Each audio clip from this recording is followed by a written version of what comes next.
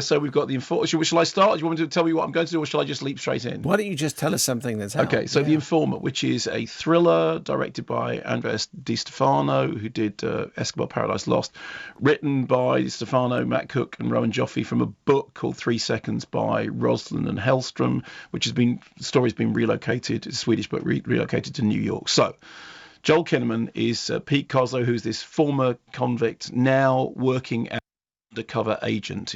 That's how he's got his freedom. We meet him on a job in which he's involved in a drug deal in which he is going to bring down a notorious Polish kingpin. However, Rosamund Pike is his FBI handler, the person who's kind of controlling from a distance. He's being followed by a car and by a van.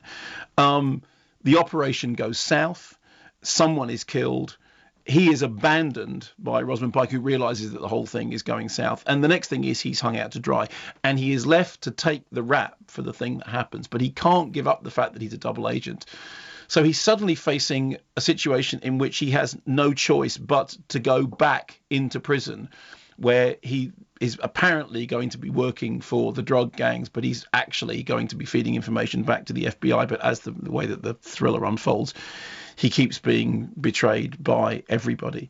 It's an odd little film. I mean, the strange thing here is, on the one hand, I mean, Pike is terrific, and you think about the most recent film she was in. She was great in Private War. She's just played Marie Curie in Radioactive, which I think they're editing now. Although, of course, she was in that weird terrorism and dance movie Entebbe. Do you remember that? I think Eddie Marsan came on the show to talk about that.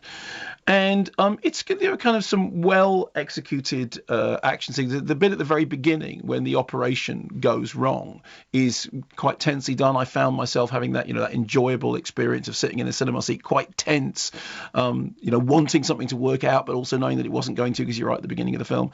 And then we have Clive Owen, sporting one of the most unconvincing accents I have ever heard, and chewing the scenery for all he's worth as the person who is above Rosamund Pike.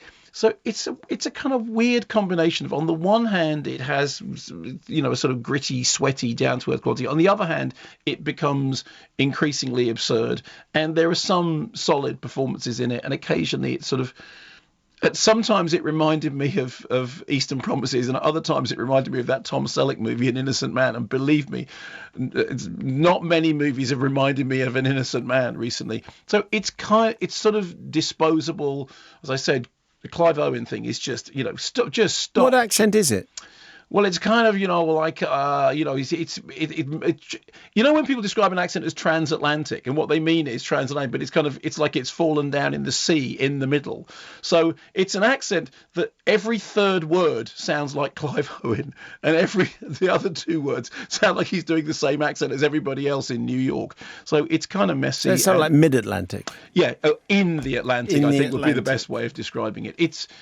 It's a functional nuts and bolts thriller with some terrible overacting, but some quite tense set pieces. It's not gonna change anybody's life.